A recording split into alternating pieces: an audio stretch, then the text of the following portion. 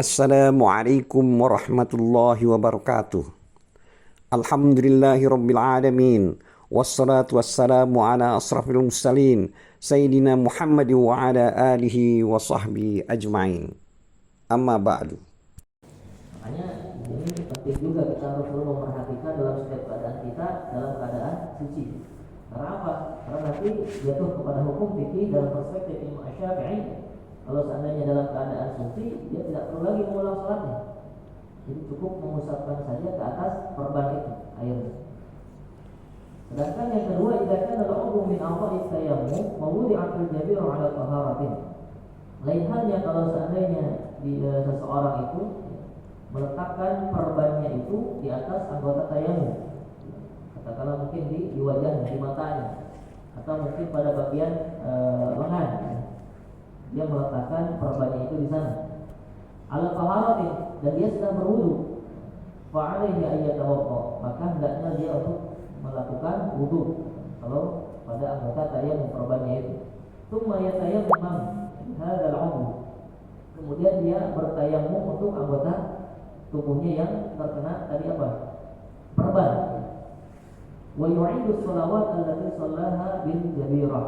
Tapi dia mempunyai ketentuan untuk mengulang lagi sholatnya selama dia waktu itu memakai perban itu. Mungkin kalau selama seminggu, dia ulang sholatnya itu selama 1 minggu. Ini kalau pada bagian yang tayamum, ya, bagian muka atau bagian lengan. Jadi pada intinya dia berwudu dulu, mana yang bisa dia kenakan air.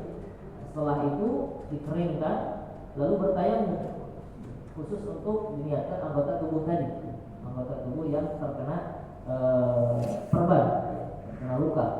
Tapi ini khusus untuk bagian yang tayamum, bagian tayamum, itu di muka atau di lengan.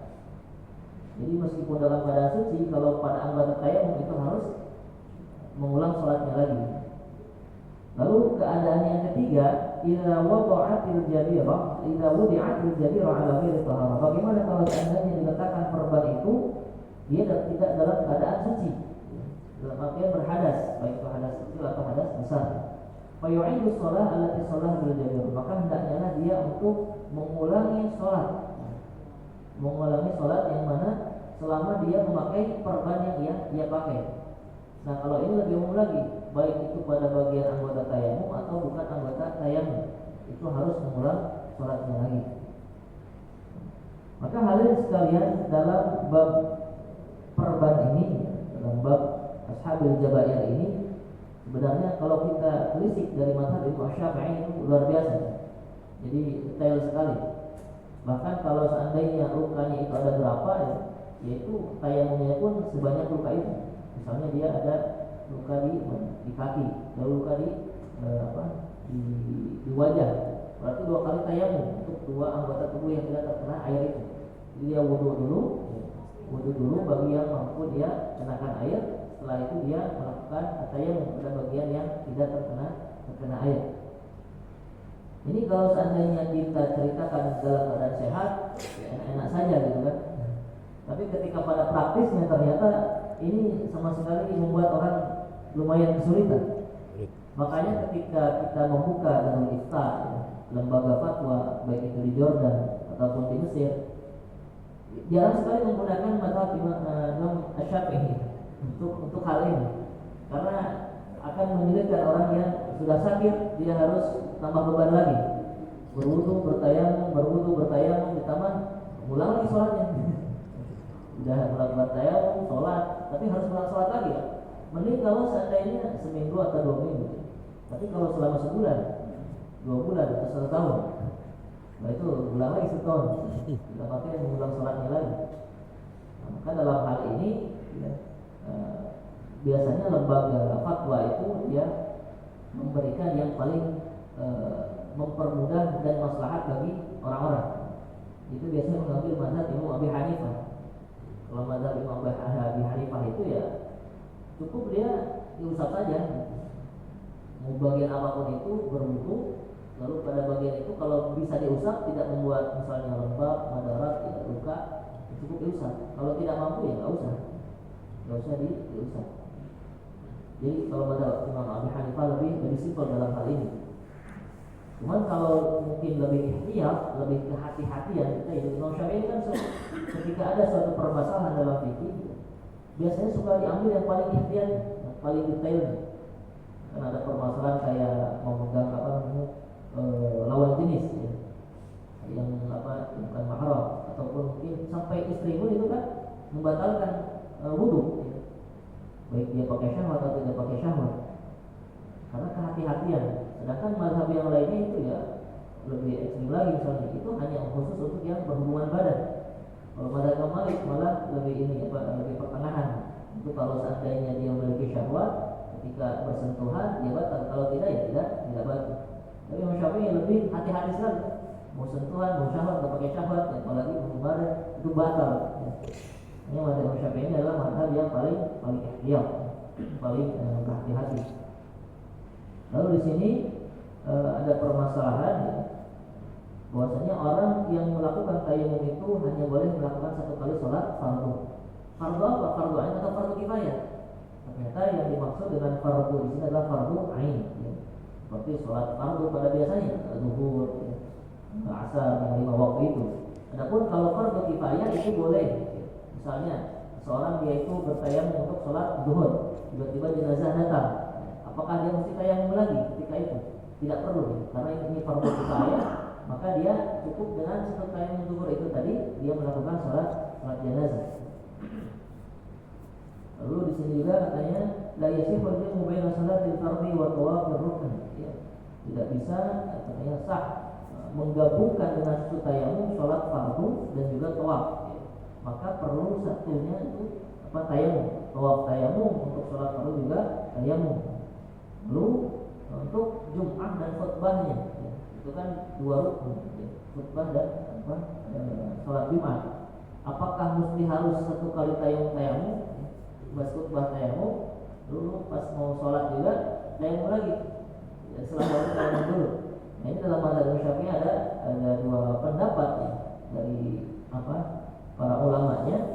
Nah, kalau kata Imam Ar-Ramli, beliau mengatakan di salah satu ulama dalam mazhab Syafi'i, beliau mengatakan cukup satu kali tayamum saja. Tapi pendapat yang lainnya katanya 2 kali tayamum. Lalu selanjutnya mengenai bab an-najasah, yaitu bab mengenai najis. Di sini Abi Syuja beliau mengatakan wa kullu ma'in kharaja min as-sabilaini najisun illa al-mani. Segala zat yang cair yang keluar daripada 2 kemaluan, itu lubang depan dan lubang belakang, itu semuanya najis yang keluar dari sana kecuali al-mani, kecuali air mani. Wa ghuslu jami'il amwat wal arwat wajibun illa baul as-sabi alladhi lam ya'kul at-ta'am. Mencuci seluruh jenis air kencing ataupun kotoran itu hukumnya wajib, kecuali memang air kencing anak kecil atau bayi alladzi lam ya'kul ta'am, yang belum memakan makanan apapun. Fa innahu yakfuru bi rasyil ma'i 'alaihi, maka itu cukup ya, cara mensucikannya memercikan air saja di atas permukaan yang terkena air kencing bayi tadi yang belum makan apa-apa, kecuali air susu ibunya. Di sini rinciannya yang dimaksud dengan najasah yaitu adalah sesuatu yang kotor kalau secara bahasa. Adapun secara terminologi dikatakan mustaqdarun yamna'u min sihhatis shalah. Zat yang kotor yang mana dapat mencegah seseorang daripada sah salatnya. Haitsu la murakhis, yang mana bukan bagian daripada najis yang ma'fu anhu, yang dimaafkan. Fala tajidu salat wa fi thawb aw badan aw makan najasa. Maka orang yang terkena najis baik itu di pakaiannya, di tempat dia untuk beribadah ataupun di tubuhnya, dia itu tidak boleh melakukan yang namanya salat. Dalam artian kalau dia salat, salatnya tidak sah. Lalu adapun bagian-bagian atau jenis-jenis najis di sini dijelaskan oleh Abu Syuja. Yang pertama adalah air kencing, sudah mafhum. Karena apa? Dalilnya sudah kita ketahui mengenai seorang Arabi, seorang Badui, ketika dia kencing di itu para sahabat langsung ingin mencegahnya, bahkan ada yang sampai ingin memukulnya. Rasulullah menahannya, biarkan dulu dia selesai kencing. Setelah itu katanya cukup siram dengan satu ember air.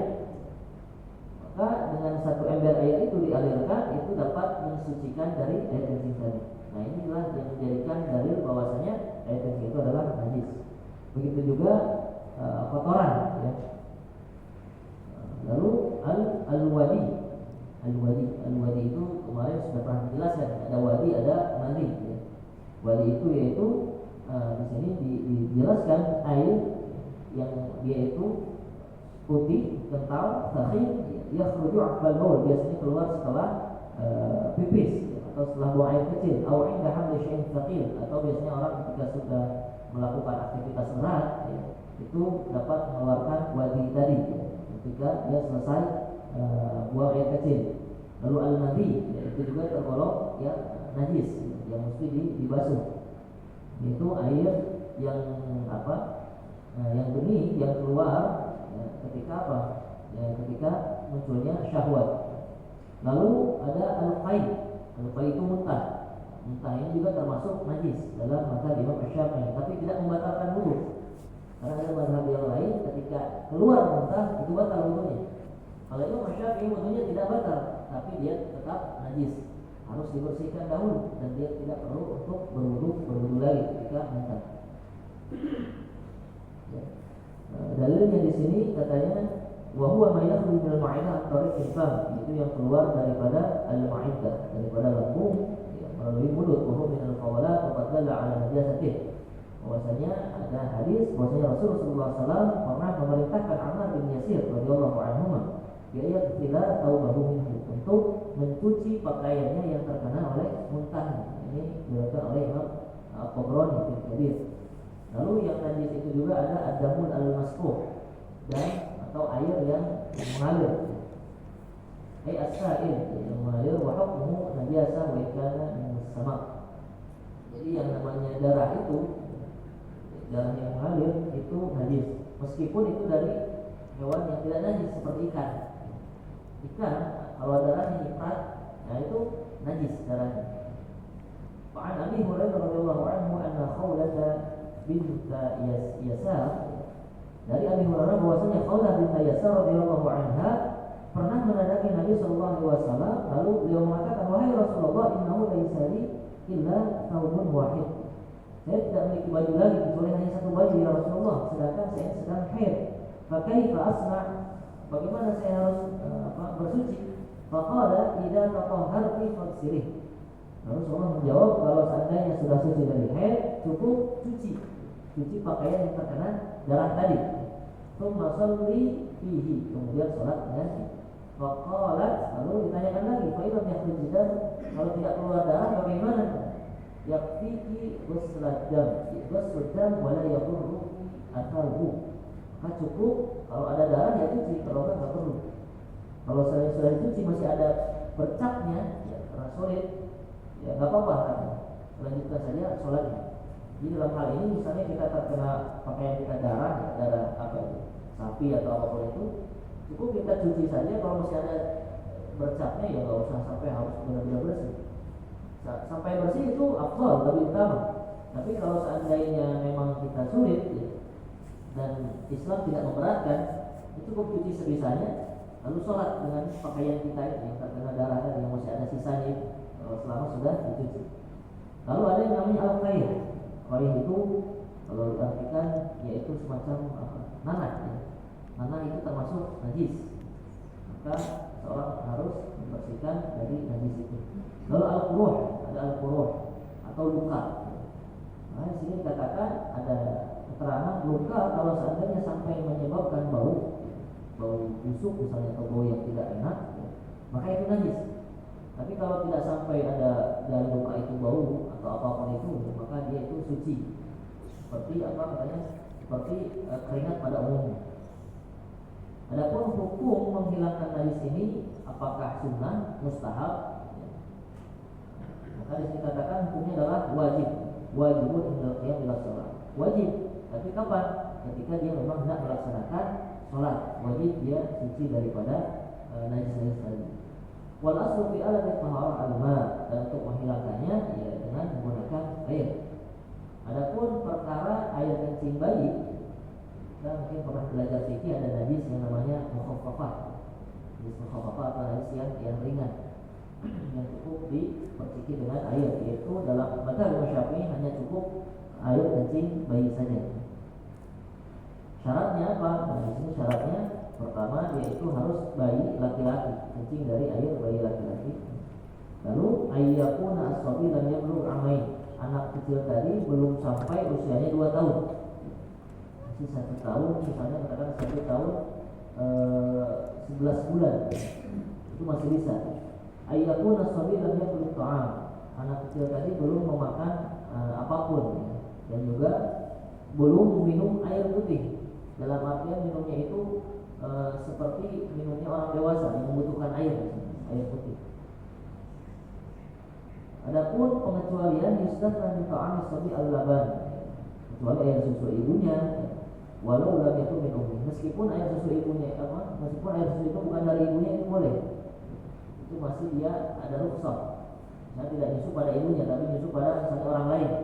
Itu kan dikatakan as-sabi, anak kecil yang kalau seandainya pipis, dia itu bisa cukup diperciki saja pada bagian yang terkena itu. Lalu bagaimana kalau seandainya tercampur, misalnya pakai gula atau apa, susu ibu tapi dikasih gula atau apa itu campuran?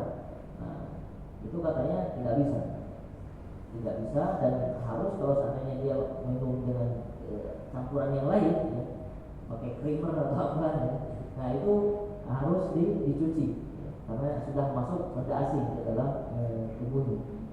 Kaidah histan air abdawan. Begitu juga dikecualikan kalau anak kecil tadi misalnya minum obat itu sampai kencingnya pun bawa obat.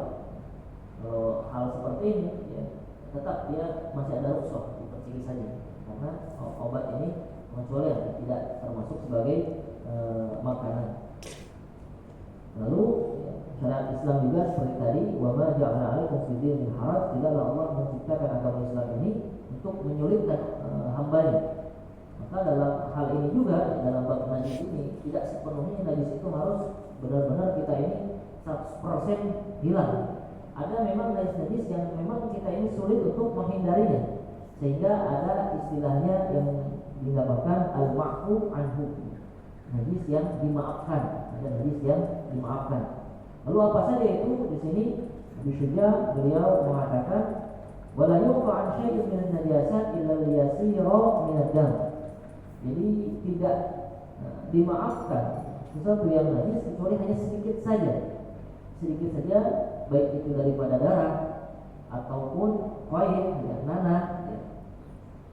Wa ma la nafsa lahu sa'ilatun, dan juga dari hewan yang mana hewan itu tidak memiliki aliran darah. Dalam artian darahnya tidak mengalir seperti hewan pada umumnya. Idza waqa'a fil ina, kalau seandainya hewan atau serangga, ya, biasanya kan serangga yang ada darahnya. Kalau seandainya dia jatuh ke permukaan ina seperti ini, wadah gelas yang ada airnya atau apapun itu. Lalu setelah masuk misalnya katakanlah laler atau apa kecoa masuk misalnya, lalu mati di dalamnya, fa innahu la yunajjisuh, maka katanya itu tidak sampai membuat najis.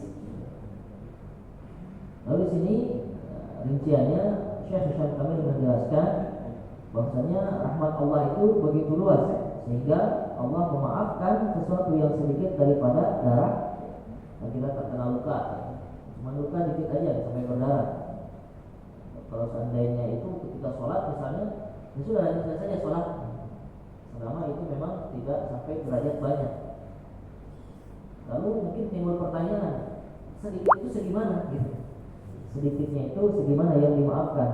Nah, dalam hal ini kaidah sedikit atau banyak itu dikembalikan kepada urf atau kepada kebiasaan setempat, ya. Di daerah kita misalnya kadar sedikitnya segimana? Ya, apakah segelas, ya, ataukah mungkin setetes atau segimana? Kalau satu kampung mungkin kadar sedikitnya 1 gelas, ya darah bocor 1 gelas, berarti ya aman aman saja, suci. Tapi kalau di suatu kampung kadar sedikitnya 1 tetes, ya berarti segini dikatakan najis, harus disucikan.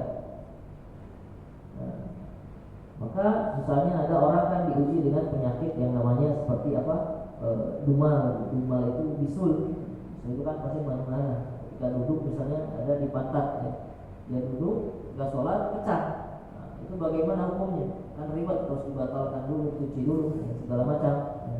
Nah itu dia cukup melanjutkan sholatnya karena itu termasuk bagian daripada yang ma'fan. Kecuali memang bisulnya segede apa? Segede kepala tangan, pecahnya langsung, wah darahnya kemana-mana. Nah itu tetap najis. Ya. Kalau hanya sedikit saja itu pecah, ya itu masih ma'fan, masih dimaafkan.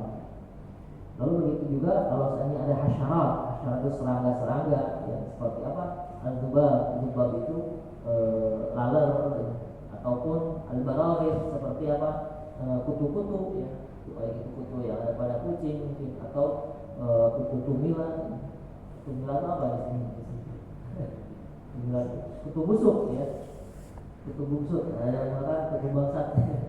Itu kutu busuk itu. Nah, kalau seandainya dia itu mungkin mengenai pakaian kita, kan biasanya pecah tuh, ada darahnya, ya. Apakah itu najis atau tidak? Selama kadarnya memang kita anggap sedikit, yaitu ma'fan. Karena dikatakan katanya biasanya darah yang masuk itu kan bukan darah punya serangga itu, tapi darah memang bekas sedotannya, sedotan daripada tubuh kita. Maka itu katanya dimaafkan kalau dari serangga-serangga tadi. Lalu kalau seandainya dia itu jatuh ke dalam air, apakah airnya itu menjadi najis atau tidak? Maka di sini diambil kesimpulan kalau seandainya dia itu jatuh sendiri lalu mati sendiri di dalamnya, nah, itu tidak menjadikan najis.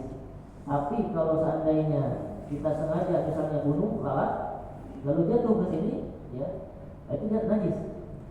Yang menjadikan najisnya itu adalah karena dia menyengaja menjatuhkan itu di atas air, maka itu dapat menajiskannya. Ya sama seperti apa? Air, ya. Air kalau seandainya itu secara alami misalnya jatuh pohon daun ataupun dia itu bau tanah, ya karena memang ada lumpur di bawahnya. Itu kalau secara alami tidak membuat air itu misalnya kotor, tidak mensucikan. Tapi kalau kita sengaja lempar tanah sampai airnya keruh, nah itu dapat menjadikan air itu tidak bisa mensucikan. Lalu minan najasat al-ma'fu anha, di antara najis-najis yang dimaafkan, oleh tadi kan Abu Syuja menyebutkannya sedikit saja. Ini ditambahkan oleh Syekh Hisham, yaitu dulul fakihati wa dulul khudri wal jubni.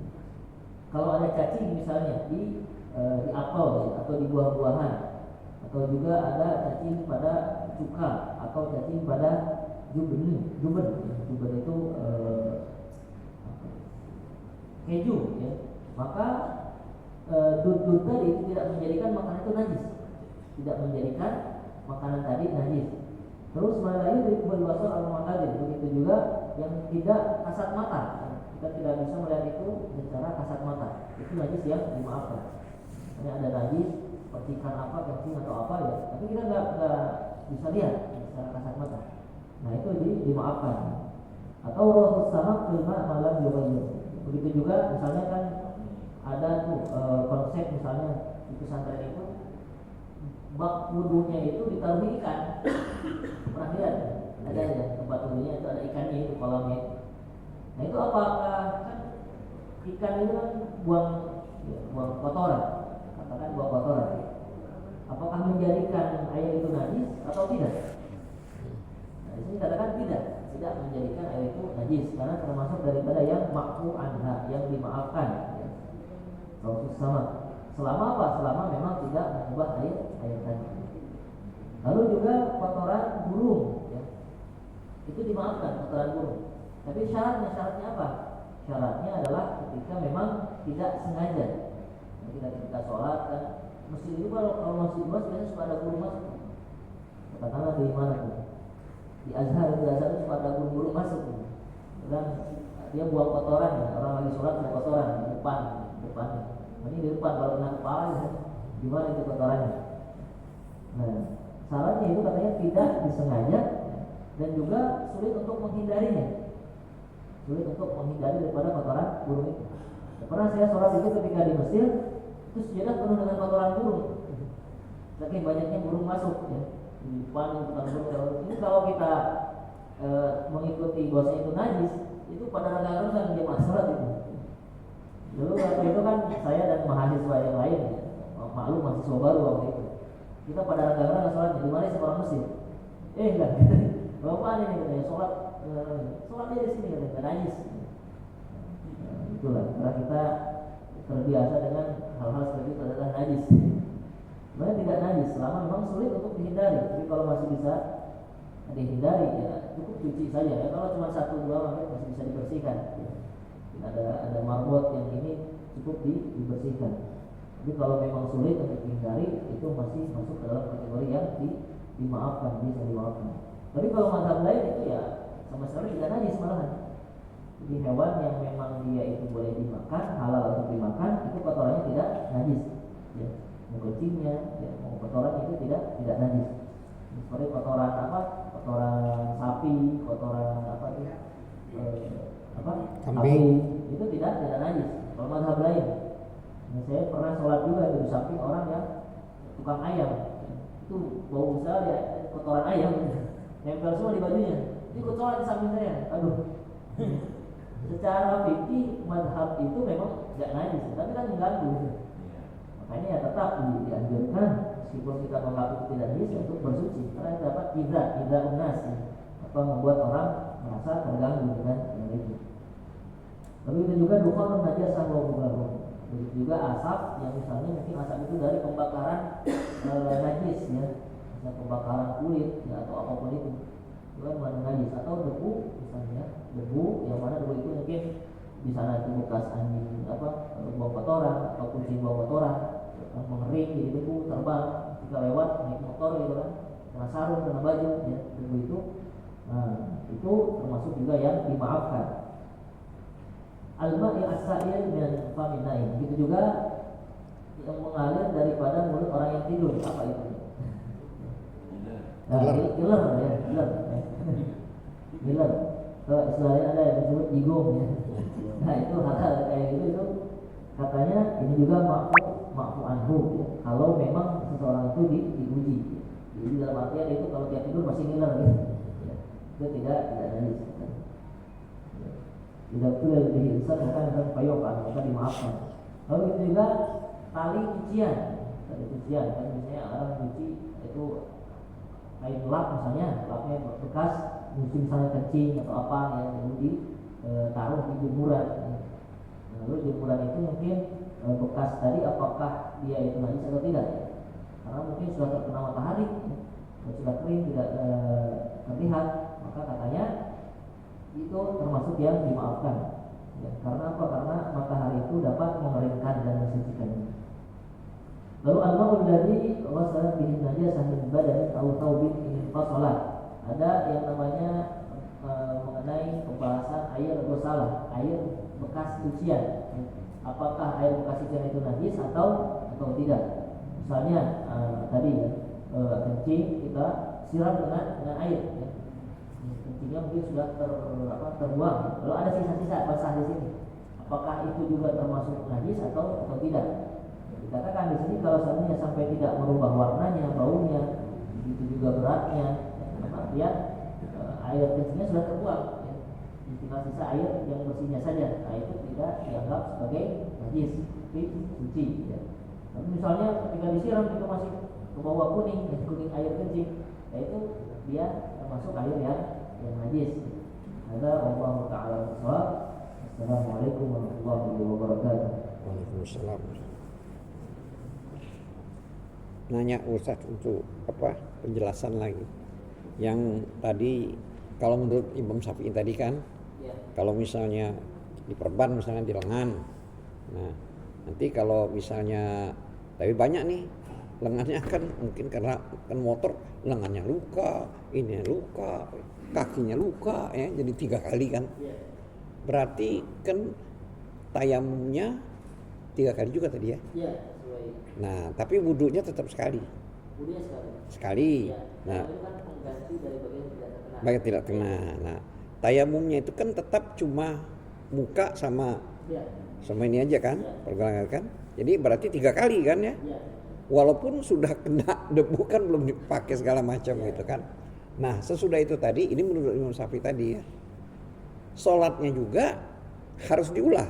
Diulang ketika memang misalnya dia tidak perban itu bagian anggota tayamum. Ya. Oh, kalau misalnya Tapi kalau bukan di bagian anggota tayamum, tidak perlu diulang. dia dalam keadaan suci meletakkan perbannya, tidak perlu mengulang sholat. Oh, yang mengulang sholat itu kalau Dia perbannya di atas anggota tayamum. Oh, di atas kotor. Muka atau tangan. Muka atau tangan. Jadi baik dia dalam keadaan suci atau tidak itu tetap diulang. Oh, Kalau di gitu. kaki, tapi kalau di kaki dia meletakkannya dalam keadaan suci, itu tidak perlu diulang. Tidak perlu diulang. Karena bukan anggota tayamum. Oh, tapi artinya yang diulang itu kalau pada saat dia memakai perban itu tidak dalam keadaan suci. Iya. Tapi kalau dia dalam keadaan suci Tidak perlu mengulang. tidak perlu. Nah, itu udah apa lagi tadi yang mau ditanya tadi? Kemudian ada mungkin pendapat, mungkin ada yang bertanya gue, kalau memang masih diulang, nah nanti dia nggak sholat, kan percuma juga kan nanti 2 kali kan, lebih baik misalnya nunggu sudah habis seminggu baru sholat, apakah itu diperbolehkan? Itu kan siapa tahu kan ada yang misalnya ini, kan percuma juga nanti diulang, atau tetap dia melakukan sholat walaupun ini harus diulang begitu kan. Ini kalau Syafi'i tadi kan, kalau Hanafi itu tidak perlu ya. Kalau mazhab Syafi'i memang sampai ketika ya dan kehati-hatian ya sholat harus tetap dijalankan sebagai dalam waktunya itu. Dalam makan waktu. Tetapi juga dalam keadaan yang lain dia kan tidak dalam sempurna sholatnya. Dalam artian ada hal-hal yang dia tidak sempurna ketika bersuci. Maka mesti dia itu mengulang sholatnya lagi dalam keadaan yang sempurna. Jadi ini bisa dianalogkan kalau misalnya bukan masalah tayamum tadi. Misalnya saya dalam perjalanan, celananya bekas kotor, kena najis lah, bukan kencing, kan. Waktu sholat, tapi kita kan misalnya dalam mobil nih, ya. Waktu sholat kalau kita terus nunggu sampai mobil itu, misalnya asar lah ya, habis waktunya. Di jamak nggak bisa kan, maghrib sama itu kan. Nah, ini asar nih. Nah kita pada saat itu kalau menurut Syafi'i ya harus sholat walaupun dalam keadaan najis gitu. Ya, Tapi nanti diulang lagi gitu. Ya. Kalau untuk mazhab Imam Syafi'i memang ada yang namanya hurmatul waktu. Kita ada firman Allah fattaqullaha mastata'tum. Takwa sesuai dengan kesanggupan kita. Kalau saat itu kan kita tidak mampu dalam keadaan suci, ya sudah sholat sesuai kemampuan kita. Maka ada kaidah fikih la yudraku kullu la yudraku kullu. Kalau nggak bisa dilakukan semua, ya jangan tinggalkan semua. Oh, tapi tetap nanti diulang. Soalnya kan banyak terjadi, terutama saya dengar ibu-ibu ini kan banyak alasan, aduh aku ini kotor di rumah aja gitu kan ya. Ini pakaian saya kotor karena tadi ke WC nggak ada airnya misalnya begitu kan, atau gimana. Nah padahal ini kalau nunggu di rumah itu sudah misalnya perjalanan jauh naik bus, udah lewat itu. Nah jadi mereka itu nggak pada sholat kadang-kadang. Ini kan banyak gitu. Iya nanti aja di rumah, ya nanti di rumah kan berarti kan sudah lewat. Nah jadi sebaiknya tetap dilakukan, hanya nanti sampai di rumah diulang lagi gitu. Kalau mazhab lain enggak kasus yang seperti itu. Saya dari Mesir baca kitab, di sana ada pembahasan mengenai, mungkin sudah pernah saya sampaikan, orang yang misalnya orang di penjara. Kalau zaman dulu kan penjara itu kan sempit, maka tidak disediakan pembuangan air. Ya istilahnya makan di sana, buang kotoran di sana. Sehingga dalam keadaan najis lah. Orang seperti itu bagaimana hukum dia sholat? Ini ada beberapa pendapat. Ada pendapat yang mengatakan ya cukup dia sholat semampu dia dan tidak perlu diulang. Ada yang mengatakan dia sholat saja tapi nanti diulang. Maka dalam hal ini juga dapat diterapkan kepada bab-bab yang lain. Kalau seandainya dia sholat dan memang tidak mampu mencari pakaian yang suci, atau mampu dia udah sholat semampunya saja. Diandalkan. Ketika dalam keadaan sempurna, untuk hati-hati yang kita ambil yang hati-hati saja. Kita ulangi lagi sholat dalam keadaan sempurna. Dalam artian kita kodok sholat. Untuk berarti. Iya. Bukan niat ulang sholat atau gimana? Boleh dengan niat yang ada di sholat. Saya mengulang sholat yang dalam keadaan saya tidak sempurna sebelumnya boleh. Kalau saya niat kodok sholat, sekian. Kalau kita nggak ulang. Wallahu a'lam bissawab. Wabillahi taufiq wal hidayah. Wassalamualaikum warahmatullahi wabarakatuh.